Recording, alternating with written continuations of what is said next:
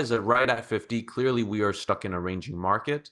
The Bollinger Bands prices are within the 1.0 deviation band, as you can see here as well. So the note is that it's ranging. So now, since it's ranging, we'll have to set up our previous highs with a resistance, horizontal line, and then our previous low with another horizontal line as our support.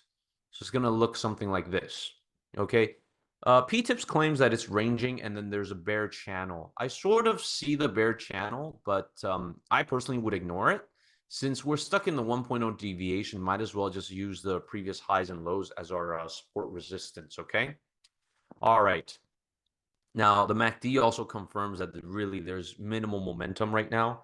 Okay, so let's stick with the support resistance, and we drop it down to H4.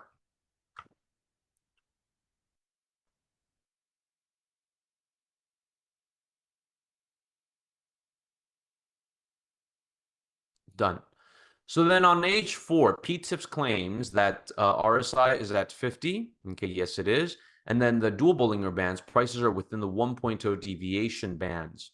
Okay, great. So this looks more still stuck in a ranging market.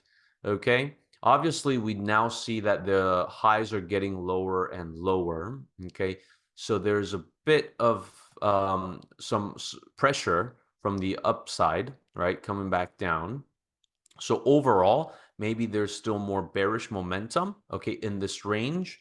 All right. So MACD also confirms that. So potentially there's some bearishness, but then obviously we have to sort of exit right near our bottom here of the Bollinger Bands, okay, if we decide to take on a sell. Let's quickly take a look at H1 and see if there's clear direction of this bearish trend, okay, that we see here. Okay, so based on H1, Euro AUD's RSI right now is below 50. Okay, and then the dual Bollinger Bands, prices are between the lower bands. Okay, this is a very classic bearish indication. Okay, so most of the time we would be jumping in and potentially, following the trend of the bear. So MACD also confirms the bearishness. So without further ado, this is what I would do. Now, guys, do not follow blindly along, as this is going to pose some risks for you without fully understanding how the trades are happening. Okay, every time we're going to be placing a trade, we will write down our date, and then we're going to write down our time frame. Okay, why? Because then we could always come back and really have an understanding of what worked and what did not work. Okay, this is what lots of professional people tell you about keeping a trading journal. Okay, I know that lots of people find this cliche and they ignore it.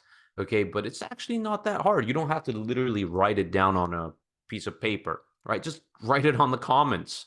All right, and then I'm entering into a sell, and I would use the lower end of the spectrum as my take profit point.